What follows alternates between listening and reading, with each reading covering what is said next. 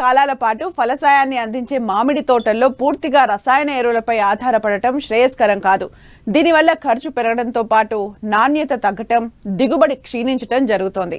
అంతేకాదు భూసారం దెబ్బతింటోంది. వీటన్నింటికీ దూరంగా నాణ్యమైన ఉత్పత్తులను పొందాలంటే ప్రకృతి సాగే మేలని భావించిన ఏలూరు జిల్లాకు చెందిన ఓ రైతు తనకున్న 8 ఎకరాల్లో మామిడి తోటలో ప్రకృతి వ్యవసాయ విధానాల్ని పాటిస్తూ మంచి ఫలితాలను సాధిస్తున్నారు.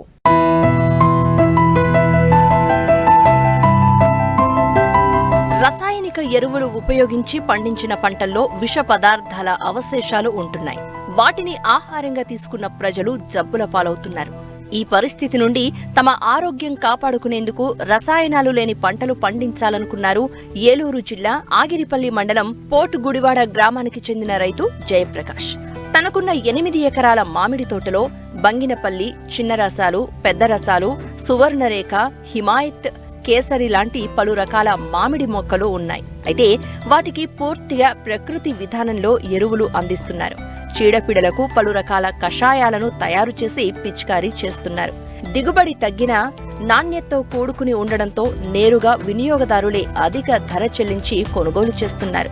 ఈ ప్రకృతి వ్యవసాయంలోకి మారిన తర్వాత మాకు కాయ ఎక్కువ రోజులు నిలబడటం, ఇలాంటి ఏదైనా వచ్చినా కానీ, అంటే ఫ్లడ్స్ కానీ ఏమైనా వచ్చినా కానీ కాయ తొందరగా రాలకుండా ఉండటం, ఇలాంటి ఉపయోగాలు ఉన్నాయి మనకైతే.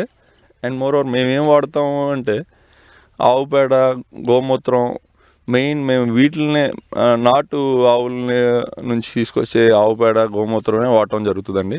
మేము వచ్చేసి మొత్తం ఒక 8 ఎకరాల్లో చేస్తామండి. ఇప్పుడు దీన్నే రేపు ఇజ్రాయెల్ టెక్నాలజీ వాడి ఇంకా పెంచాలని చూస్తున్నాం అండి. మామిడిలో వచ్చేసి హిమాయత్, పెద్ద రసం, చిన్న రసం, చెరుకు రసం, బంగినపల్లి, కేసరి, పునాస్ మామిడి, ఆల్మోస్ట్ అన్ని రకాల మామిడి మన దగ్గర ఉన్నాయండి.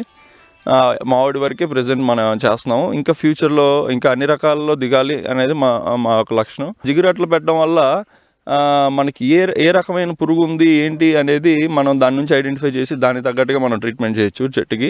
మామిడి రైతుకి శత్రువు లాంటిది ఏంటంటే మన ఫ్రూట్ ఫ్లై అండి. ఆ ఫ్రూట్ ఫ్లైని అరికట్టడం కోసం చాలా ప్రయత్నాలు చేశాను. నేను అన్నీ కొన్నాను, ఏది కూడా మాకు దాని రిజల్ట్ రాలేదు. ఫార్మర్స్తో మాట్లాడి కలిస్తే ఒక ఫార్మర్ నాకు సజెస్ట్ చేశారు. ఆయన ఓన్ మ్యానుఫ్యాక్చరింగ్ ఓన్గా చేసుకుంటూ ఉండేవాళ్ళు. లిక్విడ్ తెచ్చుకొని ఆ లిక్విడ్ చేసుకొని బాటిల్స్ చేసుకుంటూ ఉండేవాళ్ళు. ఆ బాటిల్ మేము కూడా ఓన్గా చేసుకోవడం స్టార్ట్ చేసాం. అది ఒక 50 రూపీస్ అలా పడుతూ ఉంటుంది మాకు. అండర్ 50 రూపీస్ అలా పడుతుంది. కానీ the best results 45 days 60 days 2 months వరకు మంచి వర్క్ చేస్తుంది. పుల్లటి మజ్జిగ కొడతాము, దస్పర్నిక్ కషాయం కొడతాము, ఎగ్ ఎమ్యూనో యాసిడ్ కొడతా ఉంటాము, ఫిష్ ఎమ్యూనో యాసిడ్ కొడతా ఉంటాము బలం కోసం. చెట్టు యొక్క అవసరం బట్టి దానికి ఏం కావాలో దాన్ని కొడతా ఉంటామండి, చేస్తూ ఉంటాం. ప్రకృతి వ్యవసాయంలో ఖర్చులు తక్కువ, మార్కెట్పై ఆధారపడే అవసరం దాదాపుగా ఉండదు. నష్ట భయం లేని ఈ వ్యవసాయంతో మంచి ఫలితాలను పొందుతున్నారు రైతు.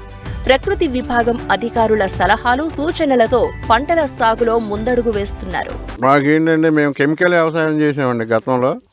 అవి ఒకేసారి కోయటం, అవి చేయటం, అలా లాస్ అవ్వటం, ఆ టన్ను 5,000, 10,000, 7,000 అని అలా అమ్మటం అలా జరిగాయి. ఇది కాదని మా పిల్లలు మనకు ప్రకృతి వ్యవసాయంగా రేట్లు వస్తున్నాయి అని చెప్తే సరే అని మా వాళ్ళు ఇలా సేల్ చేయటం మొదలుపెట్టాం. మేము ఓన్గా ఆర్గానిక్ ఫార్మింగ్ సేల్ కూడా మాదే, జేపీ ఆర్గానిక్. ఇక ఈ మామిడి, జామ ఇవన్నీ వాళ్ళు కొనుక్కెళ్ళారండి. వాళ్ళే వెహికల్స్ వేసుకొచ్చుకొని ఇక్కడ కొనుక్కొని వెళ్ళిన రోజులు కూడా ఉన్నాయి. అప్పుడు మేము ఇది రూపాయి ఎక్కువ వస్తుంది, దాంట్లోనేమో రేట్లు తగ్గినాయి అని అప్పుడు దీన్ని ప్రిఫర్ చేయటం అయింది. ఇప్పుడు ఎప్పుడు తయారైన కాయ అప్పుడు కోయటం, అలా చేసుకోవడం వల్ల చెట్టు బాగుంటుంది, దిగుబడి వస్తుంది, డబ్బులు ఎక్కువ వస్తున్నాయి.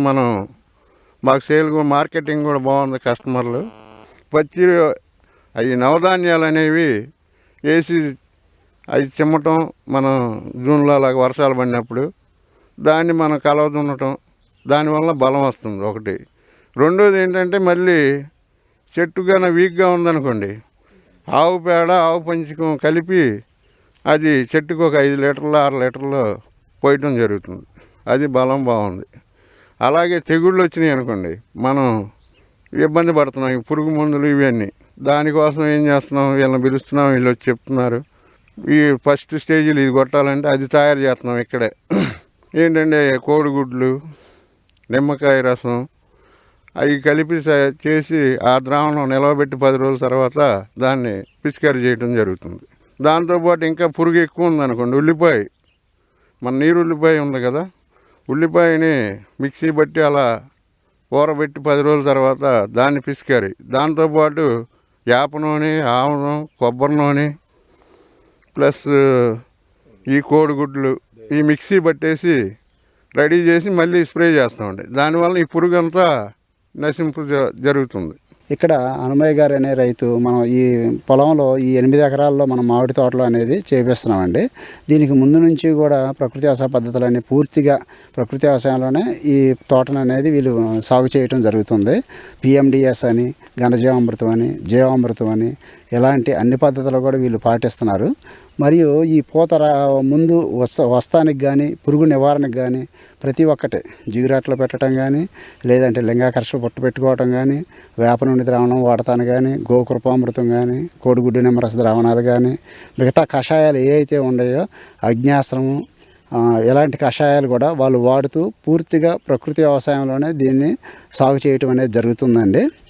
ఇలా పండించినటువంటి పంటనే పూర్తిగా డిఫరెంట్గా వీళ్ళు మార్కెటింగ్ కూడా బాగా బయటికి ఎక్స్పోర్ట్ చేస్తున్నారు.